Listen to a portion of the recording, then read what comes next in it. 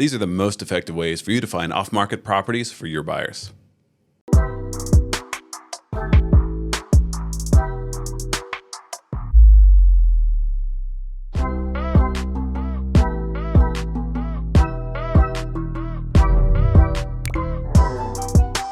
What's happening? J.C Agajanian here, top grossing broker with the Whissel Realty Group.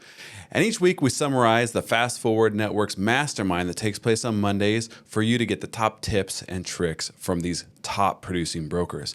This week, we got into a couple great topics. First of all, finding off-market properties for your buyers, and also similarly related topic of finding strategies for landing listing opportunities or finding sellers. So let's dig into the first one. First, finding off-market properties for your buyers. Well, the general consensus is that you're going to need a little bit of assistance. So there's lots of strategies and tips that you can use, but most of it boil down to having a virtual assistant. You can do all this stuff yourself, but it's a lot of heavy lifting. So the idea is to have you be the brains behind the operation and have someone else be the brawn. So the idea is to go through a purchase database in general. One of our agents mentioned a product called Zippy Lists that she really liked. And then you just have the VA make the calls and ask them if they're interested in cash offers. It's pretty simple. VA sets the appointment and agent takes it from there. Other options, if you don't like Zippy Lists or you want to find things for free, is to reach out to your title rep, or you can go down to the county and pull records on probate sales, divorce sales, bankruptcy records. You can have different ways to skin this cat, but the idea is to pull in data and have someone call through the list and just make a simple cash offer. When you finally get the appointment set up, you want to make sure that you do come with more than just a cash offer. You are a full service solution for their issue, and cash offers aren't always exactly what is needed, even though that is what they responded to up front. So one caveat, someone who actually spoke from experience and has a great system set up doing this month in, month out, is to have a different person going and making this cash offer, because of course it's going to be 20 to 30% lower than market price for the property. So have maybe a listing manager, somebody else on the team to go out and actually make these cash offers. And if that's not appealing to them, then you actually show up with the listing agent. Sorry about that. And actually come with all the other options. Maybe you've got a fix and flip option. Maybe you've got some sort of trade-in option. Maybe you've got a traditional listing option. But whatever it is, you don't want that person who brought the low ball to be the same person as the listing agent, because it just is a bad first impression and it kind of puts a sour taste in their mouth if they really don't like it. Now, some people love that cash offer. They have pressing needs. They need to just get the place sold, and they know they'd rather sacrifice 20 or 30% to make their lives easier and keep things moving. But in the event that they don't like that and they're potentially even offended with how low it was, you want to make sure there's a different point of contact handling their issues as you move forward. Another idea, kind of a different riff on the same topic, is the 5 Ds. This is tried and true. This is not new.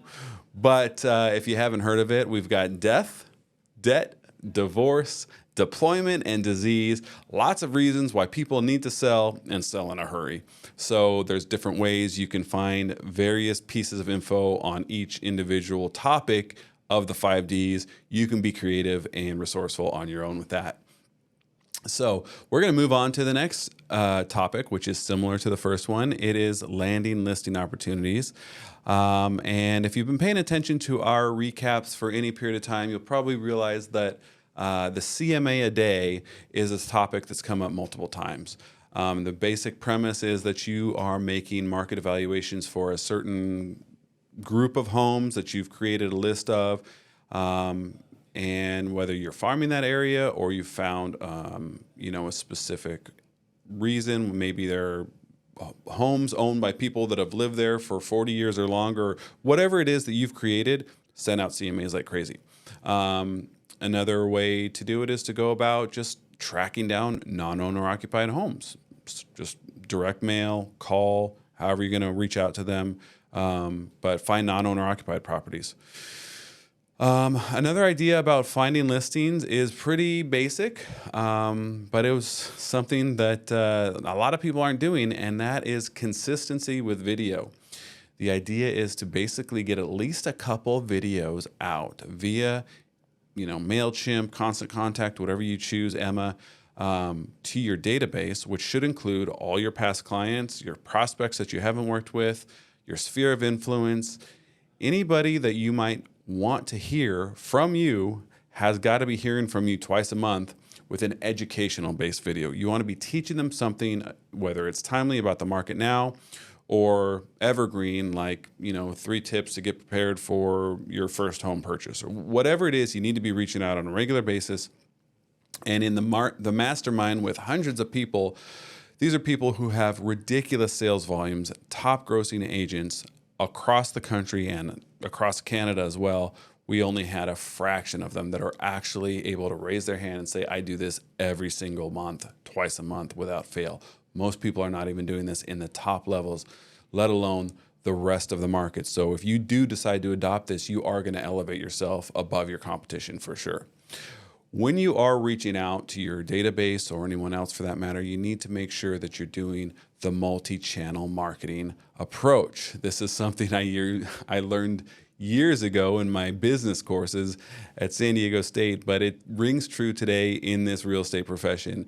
You've got to take the same message with the same branding, the same information, and stretch it across different channels. What do I mean by that? You got to have call with voicemail. You got to have text, email, Facebook, YouTube. However you can, you got to reach these people in multiple ways because various people respond to information differently.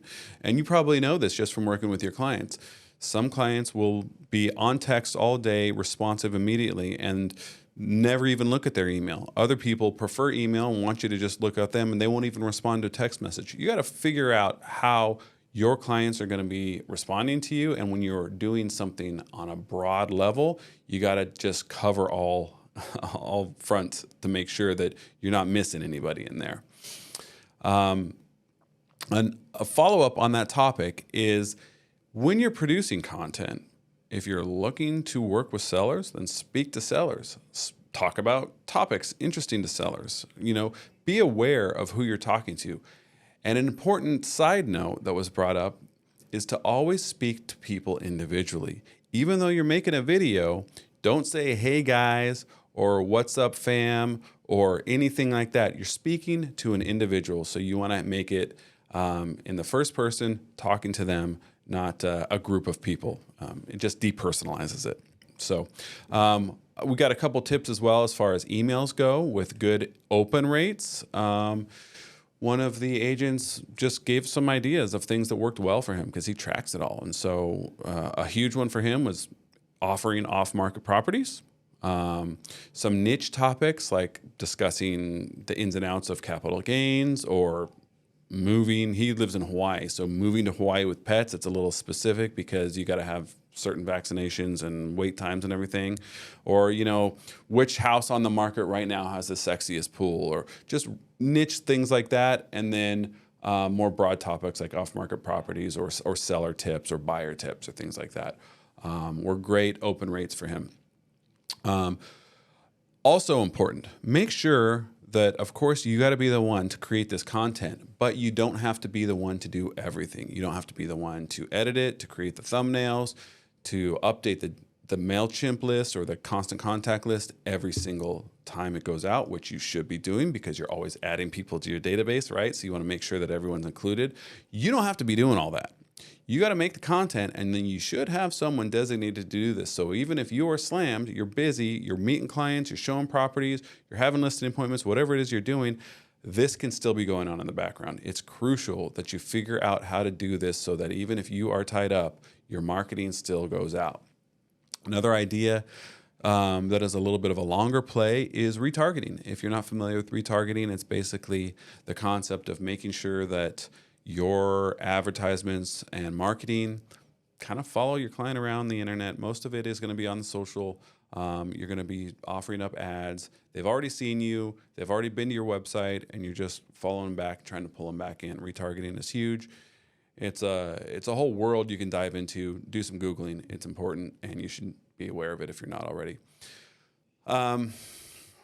In general, when you are creating content for your database and for the social media and everything else that's going on, you got to make sure that you're speaking to the pain points and frustrations that the client you're trying to work with is having. You've got to figure out what problem they're trying to solve and how you can help them do that. That is the crux of making something compelling and interesting. If it doesn't have that component, there's likely going to be a bit of a scroll or a delete, and they're going to move on. What are they trying to accomplish? What are they trying to get? Or what are they trying to eliminate? What are they trying to get rid of their life? You got to figure this out and make content that's going to cater to that. A cool tip as well was including a QR code offering a home evaluation in everything you do. In print, in videos, in email, have this widget or some cool graphic with a QR code nested inside of it, offering a home evaluation. That's a great way to find sellers, because if you're doing that consistently with everything that you do across multiple channels, eventually when that person is ready, they've seen your stuff over and over, they're going to go, oh, home evaluation. We actually, mom just died, and it's a year ago now, but we got to get this home sold. Let's click the button and see what it's worth. Okay, so people will land on it when it's appropriate to them, but if you're not doing it consistently, you're not going to give them the opportunity to hit that button. And then, of course, the follow-up is simple. They're going to go, and you should use something like CoreFact or HomeBot. I mean, we bring HomeBot up almost every Monday. It's a crucial tool to have in your toolbox. But the follow-up is simple. Hey, what did you think about the value my system offered you? Or what did you think about the value I gave you? Maybe a basic follow-up question. What was the purpose of your inquiry? Are you thinking to do a refi? Are you thinking of buying something? Are you thinking of actually selling the home? It's very basic, but the home evaluation pieces are great for anything that you're doing. This is something that I've actually done once, and I feel guilty for not doing it more often. This is a great idea. It's so simple, but it's great because it's so simple. And you just create, basically, you're doing a little bit of market research with your database, and you're just going to send out a Survey Monkey, just a one-question survey, and you say, hey, we've got changing market conditions, so please take 30 seconds to just answer this one question survey and help us understand how the changing market is affecting us here locally in San Diego or wherever you are. Question being, are you considering buying or selling real estate within the next 12 months? What do you think? It's amazing, right? Now you've got a whole list of people that, based on their responses, you're going to be following up with in 12 months from now, 6 months, 3 months, whatever their response is, now you're following up with them. It's a game changer. I got a bunch of nurtures when I did that a few years ago, and I'm definitely going to reintroduce that and do it every year, maybe twice a year going forward. So that's it for our topics today. I hope you have enjoyed this recap from the Monday Morning Mastermind. If you'd like to join yourself, shoot me a message. I'd be happy to get connected, and I hope you can use some of this in your business and implement it right away. Talk to you soon.